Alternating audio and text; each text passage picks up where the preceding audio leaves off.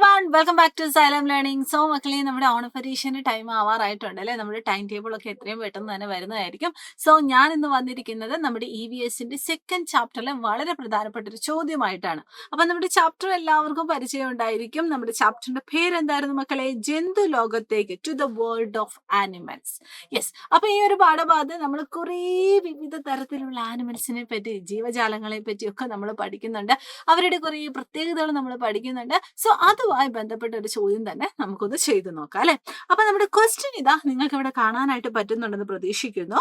List the relationship between the body features of organism and the modes of movement. അതായത് ജീവികളുടെ ശരീര പ്രത്യേകതകളും സഞ്ചാര രീതിയും തമ്മിലുള്ള ബന്ധം പട്ടികപ്പെടുത്തുക.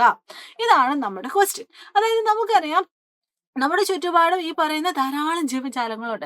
എല്ലാ ജീവജാലങ്ങളുടെയും സഞ്ചാര രീതി ഒരുപോലെയാണ് എന്ന് നമുക്ക് പറയാൻ പറ്റില്ലല്ലോ. ഇല്ല അല്ലെ. ചിലവരെന്താണ് പറന്നു പോകുന്നതായിട്ട് കാണാൻ പറ്റുന്നുണ്ട്, ചിലവർ നടന്നു പോകുന്നതായിട്ട് കാണാൻ പറ്റുന്നുണ്ട്, ചിലവരാണെങ്കിൽ ഇങ്ങനെ ഇഴഞ്ഞഴിഞ്ഞു പോകുന്നതായിട്ട്, ചിലവരാണെങ്കിൽ ചാടിച്ചാടി പോകുന്നതായിട്ട്. അങ്ങനെ ഓരോ ജീവജാലങ്ങളുടെയും സഞ്ചാര രീതി നോക്കുവാണെങ്കിൽ അത് ഓരോന്ന് വ്യത്യസ്തമാണെന്ന് നമുക്ക് മനസ്സിലാവും. അങ്ങനെയാണെങ്കിൽ നമ്മുടെ ക്വസ്റ്റ്യൻ നമുക്കിന്റെ ഉത്തരം ഒന്ന് ചെയ്തു നോക്കാം. നമുക്ക് കുറച്ച് ജീവജാലങ്ങളെ എടുക്കാം, കുറച്ച് ജീവികളെ എടുക്കാം.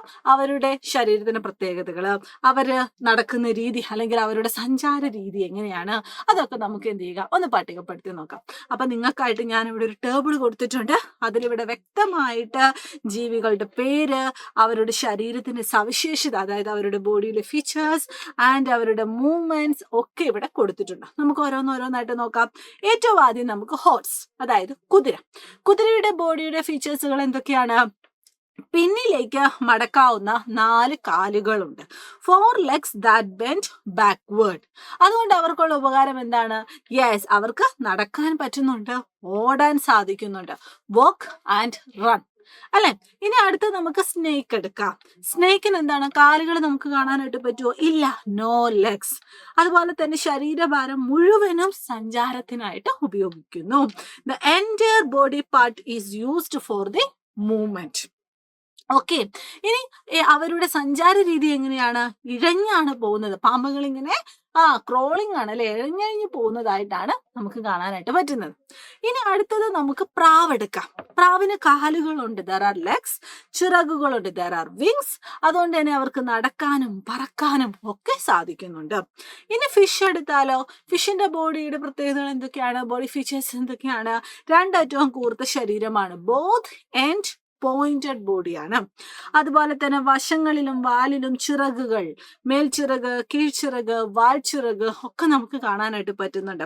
Wings on side and tail. Okay, just അത് മാത്രം ഒന്ന് ഓർത്ത് വെച്ചാൽ മതി.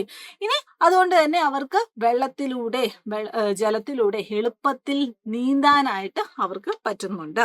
ദേ ആർ സ്വിമ്മിങ് ആണ് അല്ലെ, അവർ സ്വിം ചെയ്യുവാണ്, നീന്തുവാണ് ചെയ്യുന്നത്. അപ്പൊ ഇവിടെ നമ്മൾ കുറച്ച് ജീവികള്, അവരുടെ ബോഡി ഫീച്ചേഴ്സ്, അതുപോലെ തന്നെ അവരുടെ മൂവ്മെന്റ്സ് എങ്ങനെയാണ് എന്നൊക്കെയാണ് നമ്മൾ നോക്കിയത്. അങ്ങനെയാണെങ്കിൽ ഒരു ചോദ്യം കൂടി ചെയ്ത് നോക്കാം. ഒന്നിലധികം രീതിയിൽ സഞ്ചരിക്കുന്ന മറ്റ് ചില ജീവികളുടെ പേരെഴുതൂ. Organism that move in multiple ways. ഏതൊക്കെയാണ്? ആമ, മുതല, അതുപോലെ തന്നെ നീർക്കാക്ക, നീർക്കോലി, ഞണ്ട്. ഇതൊക്കെ കുറച്ച് ഉദാഹരണമാണ്. അതായത് ഇവര് ഒന്നിലധികം രീതിയിൽ സഞ്ചരിക്കുന്നവരാണ് കേട്ടോ. ആൻഡ് ടോർട്ടോയ്സ് ഉണ്ട്, ക്രൊക്കഡൈൽ ഉണ്ട്, ക്രാബ് ഉണ്ട്, വാട്ടർ സ്നേക്ക് ഉണ്ട്, പിന്നെ കോർമറന്റ് ഉണ്ട്. ഓക്കെ, കുറച്ച് എക്സാമ്പിൾസ് ഓർത്ത് വെക്കാം. അപ്പൊ ഇതിന്റെ ഉള്ളിൽ നിന്നൊക്കെ നമുക്ക് മനസ്സിലായ കാര്യം എന്താണ്? ഓരോ ജീവിക്കും അതിന്റെ ശരീരത്തിന്റെയും അത് വസിക്കുന്ന ചുറ്റുപാടിന്റെയും പ്രത്യേകതകൾക്ക് അനുസരിച്ചുള്ള സഞ്ചാര രീതിയാണ് നമുക്ക് കാണാനായിട്ട് സാധിക്കുന്നത്. Each creatures has A movement based on features of its body and the environment that it leaves. Okay, അപ്പം ഈ ഒരു പാഠഭാഗത്തിലെ പ്രധാനപ്പെട്ട ഒരു കാര്യമാണ്. കേൾക്കുമ്പോൾ വളരെ സിമ്പിൾ ആയിട്ട് നമുക്ക് തോന്നാം, പക്ഷെ ഇതൊക്കെ എന്ത് ചെയ്യുക മക്കള് ചെയ്തു നോക്കുക. ഇതുപോലെയുള്ള ടേബിൾ അല്ലെങ്കിൽ ഇതുപോലെയുള്ള പട്ടികയൊക്കെ എന്ത് ചെയ്യുക, ഫില്ല് ചെയ്യാനൊക്കെ ആയിട്ട് പഠിച്ചു നോക്കുക. അപ്പൊ ഇങ്ങനെയുള്ള ഇൻട്രസ്റ്റിംഗ് ആയിട്ടുള്ള കാര്യങ്ങളൊക്കെ നിങ്ങൾക്ക് കിട്ടണമെങ്കിൽ നിങ്ങൾ ഏറ്റവും ആദ്യം ചെയ്യേണ്ടത് നമ്മുടെ ഈ ഒരു ക്ലാസ് 3 യൂട്യൂബ് ചാനൽ വേഗം തന്നെ ഒന്ന് സബ്സ്ക്രൈബ് ചെയ്യുക.